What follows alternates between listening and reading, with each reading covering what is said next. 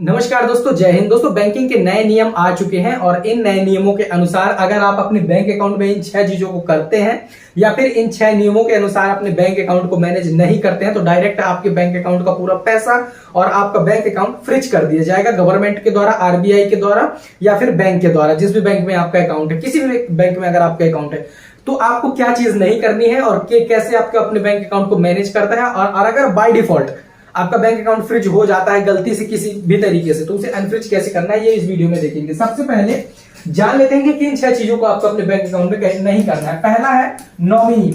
आपको लग रहा होगा कि ये नॉमिनी कौन सी बड़ी बात है, लेकिन सबसे बड़ा पंगा यहीं पर है नॉमिनी में। अभी लेटेस्ट में ही आरबीआई ने एक रिपोर्ट निकाली हुई थी जिसके अनुसार हमारे देश में 42,000 करोड़ रुपए ऐसे हैं जिसमें नॉमिनी रजिस्टर नहीं है बैंक अकाउंट में। टोटल इतना पैसा है। अब ये बताइए, किसी का 10,000, किसी का 5,000, किसी का 2,000 ऐसे खातों में पड़ा हुआ है, कोई मर गया, किसी का नॉमिनी ऐड नहीं है तो पैसे नहीं निकले। इस प्रकार से मिला के 42,000 करोड़ रुपए है जिसका नॉमिनी रजिस्टर नहीं है। तो अगर आपके बैंक अकाउंट में नॉमिनी रजिस्टर नहीं है तो उसे रजिस्टर करा लीजिए, या फिर पहले से रजिस्टर है तो अपडेट करा लीजिए, नहीं तो आपका बैंक अकाउंट फ्रीज कर दिया जाएगा। दूसरा, कई लोग ऐसे हैं जिन्होंने अभी तक अपने बैंक अकाउंट की ईकेवाईसी नहीं कराई है। अगर आपने ईकेवाईसी नहीं कराई, यानी कि अपने आइडेंटिटी डॉक्यूमेंट जो कि आपके pan card, voter ID card, Aadhaar card ये होते हैं, उन्हें आपने लिंक नहीं कराया, फिंगरप्रिंट अपने बैंक अकाउंट में लिंक नहीं कराया, अपनी मूल रूप से पहचान नहीं कराई, तो भी आपका बैंक अकाउंट फ्रीज कर दिया जाएगा। तीसरा, अगर आपके अकाउंट में कोई सस्पिशियस ट्रांजेक्शन हुआ, ठीक है, सस्पिशियस इसका मतलब क्या होता है? सस्पिशियस ट्रांजेक्शन जैसे कि सपोज करो कि आपके बैंक अकाउंट में 5 रुपया नहीं रहता और 5 पैसे के लिए आपका बैंक अकाउंट तरसता है, खाली रहता है, और इसके बाद एकदम से आपके बैंक अकाउंट में 10 लाख आ गया, 2 लाख आ गया, 3 लाख आ गया, ऐसे ट्रांजेक्शन हो रहे हैं। पता नहीं है बैंक को कहां से पैसा आ रहा है आपको। इस प्रकार का अगर कोई ट्रांजेक्शन हुआ तो आपको अपने बैंक अकाउंट को सारी रिपोर्ट देनी पड़ेगी बैंक मैनेजर को, नहीं तो आपका बैंक अकाउंट इसमें भी फ्रीज कर दिया जाएगा। चौथा, आपका बैंक अकाउंट अगर साइबर क्राइम में फंस गया।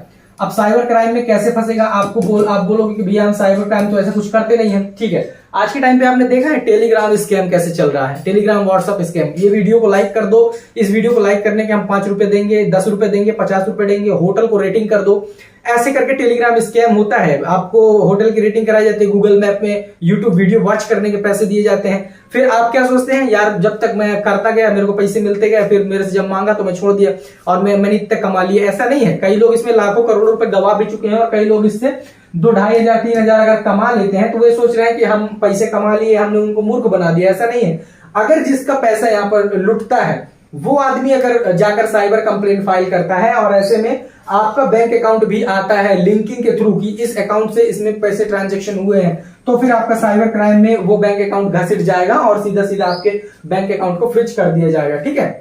छठवां, अगर आपका कोई लोन पेंडिंग है, बैंक में लोन पेंडिंग है या फिर आपका किसी प्रकार से कोई कर्ज है बैंक में और आपने ये सोच लिया है कि हम तो लोन नहीं चुकाएंगे, आने वाले टाइम पे हम इसको बंद कर देंगे, दूसरा अकाउंट खुलवा लेंगे। यार क्या रखा है, पैन कार्ड, आधार कार्ड देना है, दूसरे बैंक में चले जाएंगे, हम इस बैंक को लोन नहीं देंगे, नहीं लेंगे, इस बैंक से कुछ ट्रांजेक्शन नहीं करेंगे। तो ऐसे सिचुएशन में आप ये गलत सोच रहे हैं। बैंक आपके अगेंस्ट में केस फाइल करेगा कोर्ट में जाके, या फिर लीगल नोटिस आपको भेजेगा और आपको देना पड़ेगा, बैंक अकाउंट आपका सीज कर दिया जाएगा। छठवां पॉइंट क्या है? कोर्ट का ऑर्डर। अब अगर आप किसी भी प्रकार के केस में फंस जाते हैं, सपोज करिए कि आपने कोई ब्लैक मनी या फिर मनी लॉन्ड्रिंग जैसे चीजों को किया, बैंक को पता नहीं है कि आपके बैंक में पैसे कहां से आए, आपने काले धन को व्हाइट करने की कोशिश की, ऐसे सिचुएशन में भी आपका बैंक अकाउंट फ्रीज कर दिया जाएगा। अब ये तो बात हो गई कि बैंक अकाउंट फ्रीज हो जाएगा। अगर आपका बैंक अकाउंट किसी कारण से फ्रीज हो गया, सपोज करो, उसे अनफ्रीज कैसे कराना है? तो देखो, अगर नॉर्मल प्रॉब्लम है जैसे कि नॉमिनी वाली प्रॉब्लम है, ठीक है, नॉमिनी की प्रॉब्लम है या फिर ईकेवाईसी की प्रॉब्लम है, तो इन 2 चीजों के लिए आपको अप्रोच करना है अपने मैनेजर को। बैंक मैनेजर के पास आप एप्लीकेशन करेंगे कि भाई हमारा बैंक अकाउंट फ्रीज कर दिया गया है, हमने ईकेवाईसी और अपना नॉमिनी अपडेट करा लिया, उसे अनफ्रीज किया जाए। बैंक मैनेजर इसे अनफ्रीज कर देगा। ठीक है। दूसरा, अगर आपका बैंक अकाउंट साइबर क्राइम में आता है तब फिर आपको जाना पड़ेगा कोर्ट, या फिर आपको आगे की प्रोसेस करनी पड़ेगी, यानी कि क्रिमिनल लॉ के अंदर आपको फिर ये करना पड़ेगा, जिसके लिए आपको सबसे पहले साइबर क्राइम में जहां भी आपका बैंक अकाउंट, जो भी इन्वेस्टिगेटिंग ऑफिसर है उसमें आपको कंप्लेन करनी है, जिसके लिए आप बीएनएस, ये बीएनएस का सेक्शन 106 ये 106 आप यूज में ले सकते हैं। 106 बीएनएस नया कानून जो है, इसके अंतर्गत आपको रिलेटेड इन्वेस्टिगेटिंग ऑफिसर जो भी आपका साइबर क्राइम में होगा वो आपको मेल के थ्रू बताया जाएगा, उसको आप लिख सकते हैं और प्रूफ दे सकते हैं कि भाई मेरे साथ खुद फ्रॉड हुआ है, मैंने इसमें मेरा कोई भी इन्वॉल्व नहीं रहा है। ऐसे सिचुएशन में आपका इन्वेस्टिगेटिव ऑफिसर बैंक को लिख देता है तो बैंक आपका अनफ्रीज कर देता है अपने आपके अकाउंट को। अगर यहां से आपको राहत नहीं मिलती है तब आपको बीएनएस के सेक्शन 583 और सेक्शन 497 के अंदर मजिस्ट्रेट के पास जाना है। रिलेटेड मजिस्ट्रेट जो भी आपका रिलेवेंट मजिस्ट्रेट हो उसके पास आपको जाकर एक रिक्वेस्ट फाइल करनी है, एप्लीकेशन फाइल करना है और सारे प्रूफ्स आपको रिप्रेजेंट करने हैं कि भाई ऐसे ऐसे मेरा बैंक अकाउंट फ्रीज कर दिया गया है जबकि मेरा इसमें कोई भी इन्वॉल्वमेंट नहीं रहा है। तो आपका मजिस्ट्रेट अगर सेटिस्फाई होता है आपके दलीलों से, आपके वकीलों के दलील से, या फिर आप जो भी प्रूफ रिप्रेजेंट कर रहे हैं उनसे सेटिस्फाई होते हैं, ऑर्डर करते हैं डायरेक्ट बैंक मैनेजर को और आपका बैंक अकाउंट अनफ्रीज कर दिया जाता है।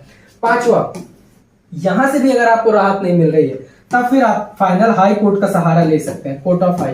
ठीक है, तो हाई कोर्ट का सहारा लेके आप आर्टिकल 21 और आर्टिकल 14 का यूज कर सकते हैं इन दो सेक्शन के अंदर। बीएनएसएस की इन दो सेक्शन के साथ साथ आप इसका यूज करके और बीएनएस हाई कोर्ट में जाकर और एप्लीकेशन कर सकते हैं, ये केस फाइल कर सकते हैं कि हमारा बैंक अकाउंट अनफ्रीज किया जाए। तो फिर आप जो भी प्रूफ्स देते हैं वही प्रूफ के बेस पर, आपकी दलीलों के बेस पर बैंक मैनेजर को ऑर्डर किया जाता है और आपका बैंक अकाउंट अनफ्रीज कर दिया जाता है। आई होप आपको ये वीडियो पसंद आया होगा और अगर आपको ये वीडियो पसंद आया हो तो लाइक कर देना, दोस्तों के साथ शेयर कर देना और आपके मन में कोई डाउट हो तो कमेंट सेक्शन में पूछना। मिलेंगे नेक्स्ट वीडियो में, तब तक के लिए जय हिंद।